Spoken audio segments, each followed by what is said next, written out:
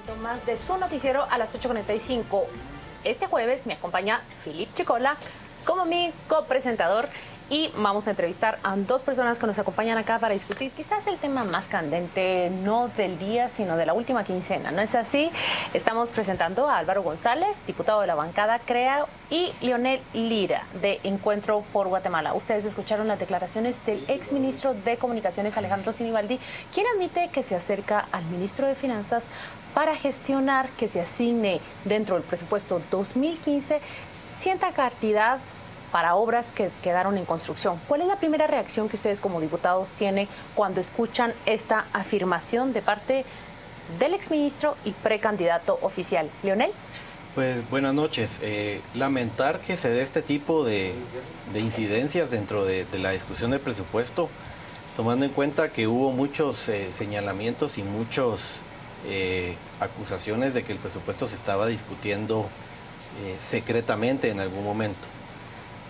Se hicieron algunas mesas técnicas donde asistió Ninet como jefe de bloque de Encuentro por Guatemala, y las mesas fueron tres, básicamente, se realizaron 3 reuniones, y la postura de tanto del ministro de Finanzas como del presidente de la Comisión de Finanzas del Congreso fue que no se iba a hacer ninguna modificación porque el dictamen iba a salir tal y como el presupuesto venía de parte del Ejecutivo.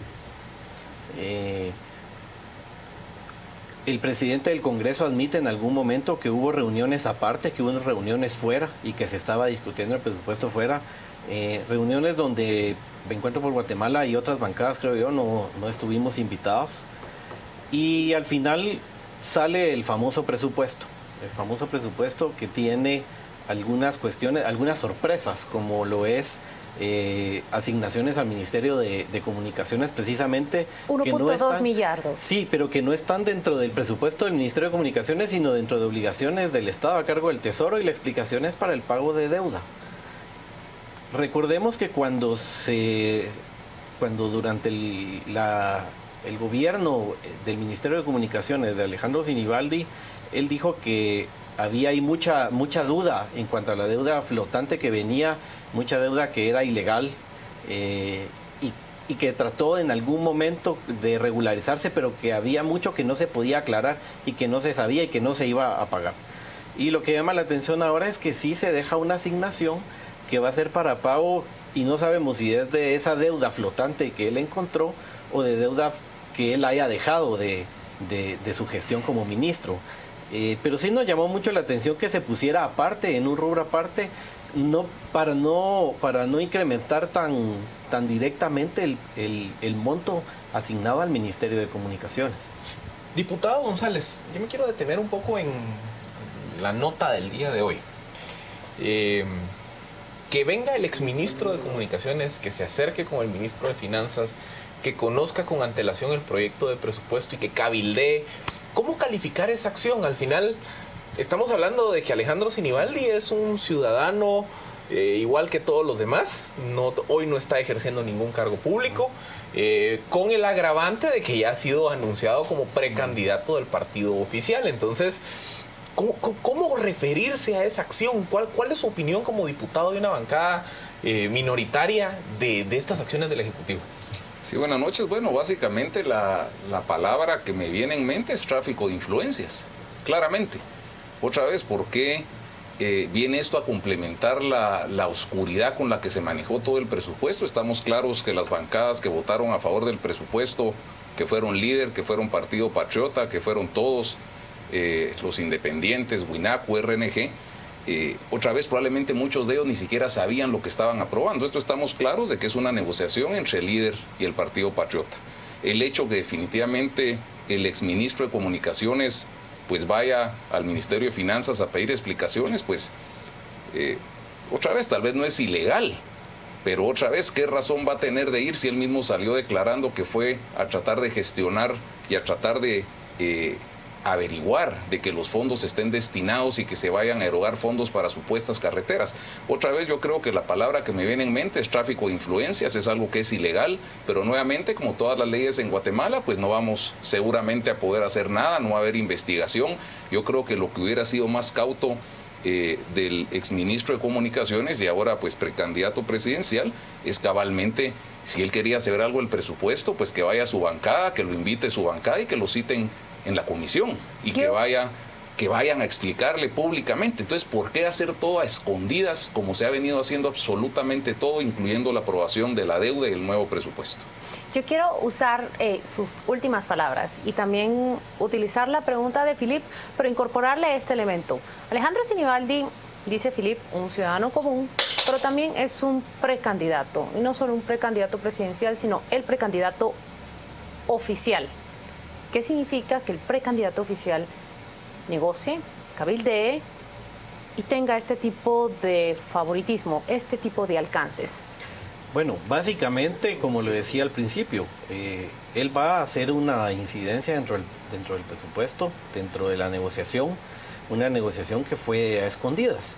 Y lo que hace aquí es confirmar que había ya un pacto, lo que se ha venido diciendo y que hemos visto la famosa alianza rojinaranja para muchas cosas, para elección de corte, para elección de magistrados de sala, presupuesto, bonos y otras cosas. Lo que estamos viendo es que sí, hay un pacto entre estas dos bancadas y lo que hizo él fue ir a gestionar como un miembro de la bancada oficial, perdón, del partido oficial, que es él, porque al final él es secretario general adjunto, pero con una cuestión que más allá de ser legal o ilegal se vuelve una cuestión inmoral e ilegítima. Tal vez sea legal, pero no es lo más justo y no era lo más correcto. Sobre todo si al final de cuentas iba a salir aceptando que se reunió con el ministro y que fue a hablar con el ministro y que fue a gestionar para que se aprobara o para que se incluyera dentro del presupuesto este tema del pago de la deuda. Entonces, ¿para qué hacerlo todo en escondidas al principio? Y quiero de veras dejar muy claro y recalcar el hecho de que se establecieron mesas de discusión, mesas técnicas, donde al final lo que se hizo fue, como diría mi abuelita, el entretenerte camote. Hicieron ahí la pantomima de que se discutía, de que se llevaban. Ninet llevó la propuesta de la bancada de Encuentro por Guatemala de las modificaciones o al proyecto de presupuesto que nosotros estábamos sugiriendo con rebaja muy técnica y muy sustentada, y varias bancadas hicieron lo mismo. Se discutió, al final el ministro dijo que él no iba a hacer un solo cambio y que se iba a aprobar como decía el Ejecutivo. Entonces lo que hicieron fue hacer la pantomima e irlo a discutir y a aprobar y a consensuar a otro lado. Eso es básicamente. ¿En qué momento conocen ustedes el dictamen? ¿En qué momento se dan cuenta del tema de los impuestos, de la eliminación de algunos candados de control? El dictamen nunca se conoció el día de la aprobación del presupuesto. Y la sorpresa es que venían varias cuestiones. Primero, la aprobación de impuestos, modificación de otros. Segundo, venía el tema de quitar los candados, el CDF. Tercero, el tema de la ejecución a través de ONGs. Cuestiones que habían sido avances en la aprobación anterior y que les puedo decir con mucha franqueza que esto básicamente lo que está representando es un retroceso de unos 5 o 10 años en transparencia en cuanto al tema presupuestario. Precisamente el ministro Sinibaldi se quejó de que encontró una deuda flotante del Ministerio de Comunicaciones altísima por estas razones, porque no había CDF, no había CDP, y ahora resulta que esto se vuelve a quitar, curiosamente, en el presupuesto que se va a ejecutar en el año electoral. Eso da muy mal sabor de boca. Sandra Torres declaró en una entrevista publicada en esta semana que el presupuesto 2015 de Guatemala tiene nombres y apellidos. Dijo Otto Pérez Molina, Manuel Valdizón y Alejandro Sinibaldi. Apenas 3 o 2 días después, el viceministro admite ante la bancada de la UNE que en efecto existió la opinión y la intercesión de Alejandro Sinibaldi en la preparación de este presupuesto. La respuesta del viceministro ha sido que es normal que un ciudadano común se acerque al ministro de Finanzas para discutir sobre este proyecto. ¿Cómo le sientan a usted esas declaraciones? Otra vez, eso es un tema que claramente evidencia lo opaco de todo el tema del presupuesto. O sea, no es normal que cualquier ciudadano lo reciba el ministro de Finanzas. Ya quisiera yo que a mi mamá la reciba el ministro mañana si le pide una cita, definitivamente que no lo va a hacer. Él claramente fue a gestionar temas del Ministerio de Comunicaciones, ya no siendo ministro de Comunicaciones, lo que es tráfico de influencias otra vez. Y definitivamente la contestación del ministro de Finanzas, pues claramente también se ve que es algo que lo dijo casi que por salir del paso, porque no es normal que esto suceda. Yo es primera vez que lo escucho, él ya no es ministro de Comunicaciones, es candidato presidencial, y el hecho que haya ido a interceder en la elaboración de un presupuesto, solo imagínese que nosotros como diputados lo conocimos 10 minutos antes de la aprobación. ¿Cómo va a ser que él ya tenía totalmente definido el presupuesto? Y realmente este presupuesto no se hizo a la carrera, es un presupuesto que está muy bien mal hecho, o sea, no se hizo a la carrera, o sea, claramente el mismo título del decreto ley que salió publicado en el Diario Oficial, inclusive se protegió para que los impuestos no fueran parte del presupuesto, para que muchas cosas, está bien hecho, es algo que estuvo bien pensado, no se hizo a la carrera. No es improvisado. No, nosotros, como muy bien decía el diputado Lira, yo también fui parte de las mesas técnicas, se hicieron propuestas, honestamente no era sorpresa que esto iba a pasar, esto ya había pasado en otras ocasiones, como la misma actualización tributaria, en otro tipo de discusiones, ya sabíamos que esto iba a pasar, pero otra vez no nos quedaba otra que hacer el esfuerzo, tratar de evidenciar en el Pleno cuál era nuestra posición, y otra vez tenemos un presupuesto deficitario tremendamente, sin candados, donde eliminaron normas de transparencia, donde crearon nuevos impuestos, donde la SAT ahora dice que no sabe cómo los va a recaudar, donde el mismo Ministerio de Finanzas sale diciendo que todavía para ellos es una sorpresa que va a pasar. O sea, eso es de veras, es ridículo la forma en la que se hizo este presupuesto. Viendo, diputado Lira, cómo el problema de la aprobación del presupuesto 2015 al final termina siendo parte de un conjunto de acciones cuestionables en la forma como ha actuado el legislativo. ¿Cómo evaluar entonces qué rol tienen ahora órganos del Congreso como las comisiones de trabajo, en este caso la Comisión de Finanzas, la Jefatura de Bloques, la instancia de jefes de bloques? O sea, esas figuras institucionalmente reconocidas que deberían de ser las que lleven a cabo el proceso de discusión técnica, la negociación política, el cabildeo, hoy estamos viendo que no son los actores centrales dentro de los procesos de aprobación legislativo. ¿Qué impacto tiene esto hacia un futuro en la institucionalidad del Congreso? Lo que pasa es que, por ejemplo, la instancia de jefes de bloque ha venido siendo marginada desde hace mucho tiempo, desde incluso le podría decir que un par de años atrás ha venido siendo marginada y cada vez se le toma menos en cuenta. Incluso las reuniones que se hacen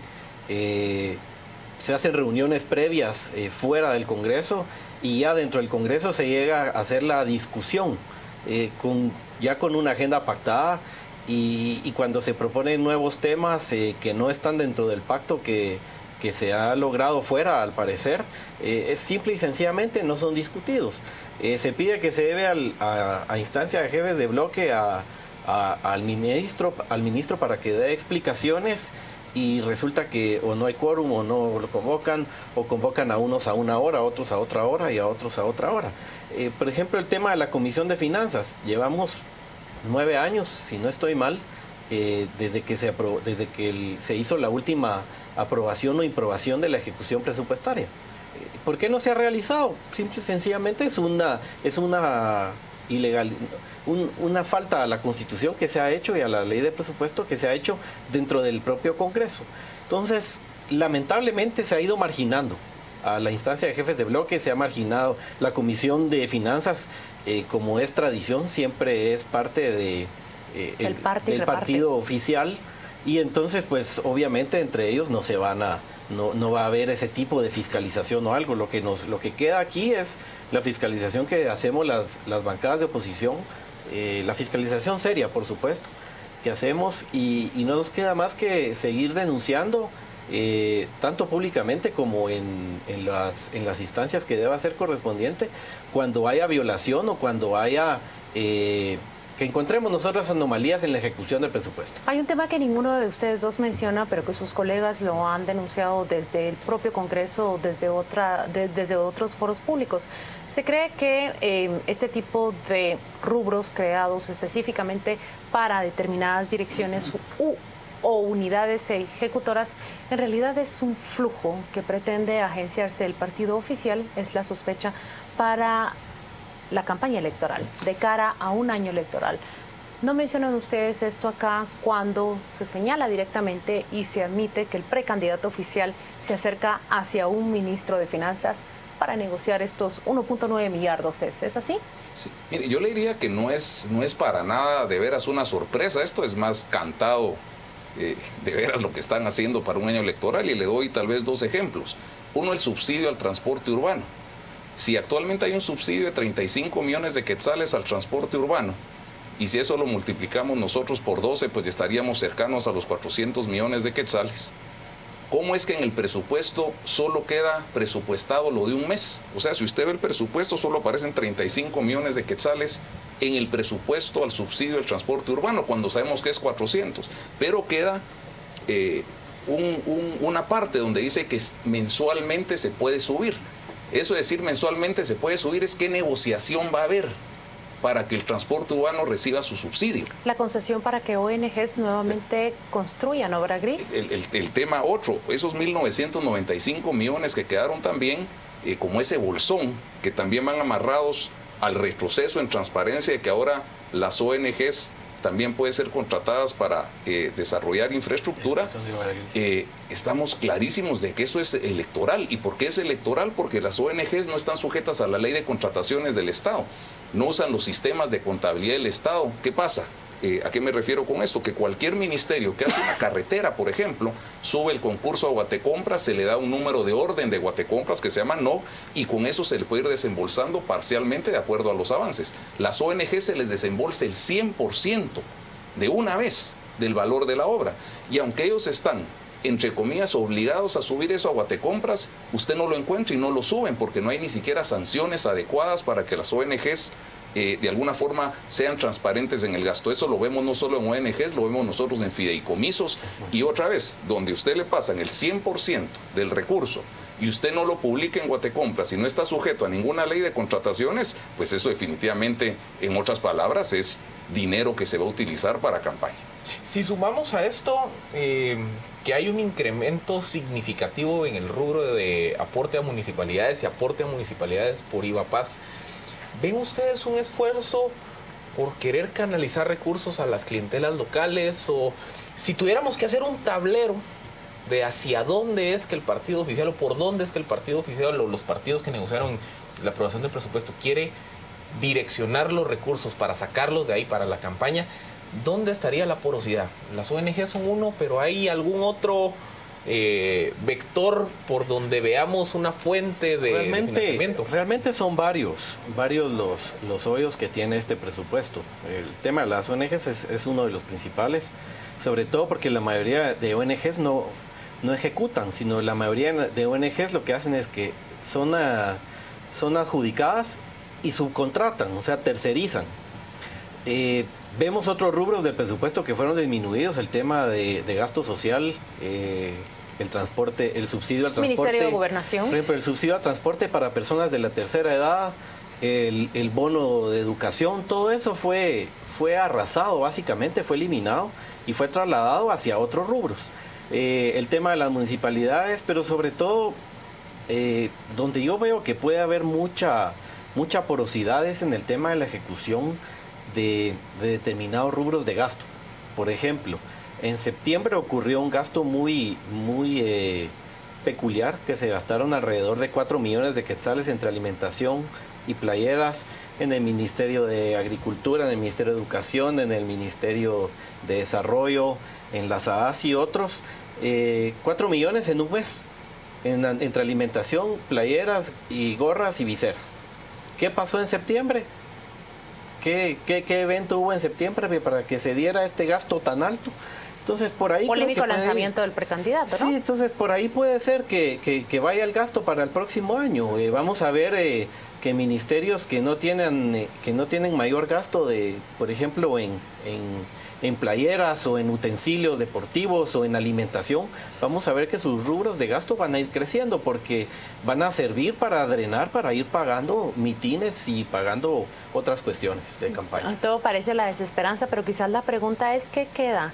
¿Cómo pretenden las bancadas suyas, que son de oposición, practicar o ejercer el poder y la facultad de fiscalización sobre un presupuesto diseñado de tal manera que no garantiza ni control, ni gestión, ni transparencia en el gasto?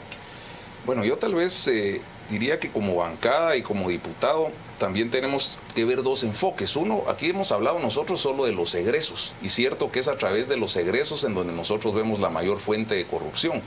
Pero el problema real que tiene Guatemala no es el egreso, es el ingreso. Y tal vez voy a repetir las palabras que el mismo superintendente de Administración Tributaria dijo: por cada quetzal que se recauda, se va de otro.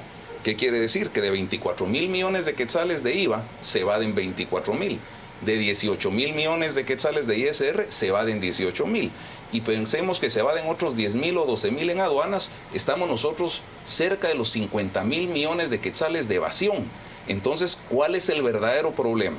¿Evitar que se corrompan 5.000 o 6.000 millones o ver cómo recaudamos nosotros 50.000 millones de quetzales más que están ahí? Y eso es lo que realmente va a sacar a Guatemala adelante. En el caso de nosotros, lógicamente, nuestra función de fiscalización, de presión a la Contraloría General de Cuentas, pero más iríamos nosotros enfocados inclusive sobre el fortalecimiento, sobre la fiscalización a la SAT, sobre forzar a la SAT a que haga las evaluaciones no a fin de año como las hace, sino cuatrimestralmente, para ir ajustando el presupuesto y evitar estos problemas de flujo de caja pues que tenemos nosotros año con año. ¿Cuánto trabajo les espera a los diputados para el 2015? Nosotros hemos llegado al final de ese segmento, pero por favor permanezca con nosotros que aún tenemos una charla más esta noche.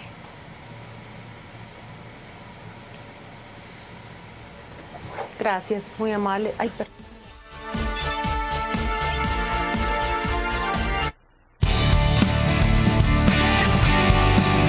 Estamos presentando a las 8:45.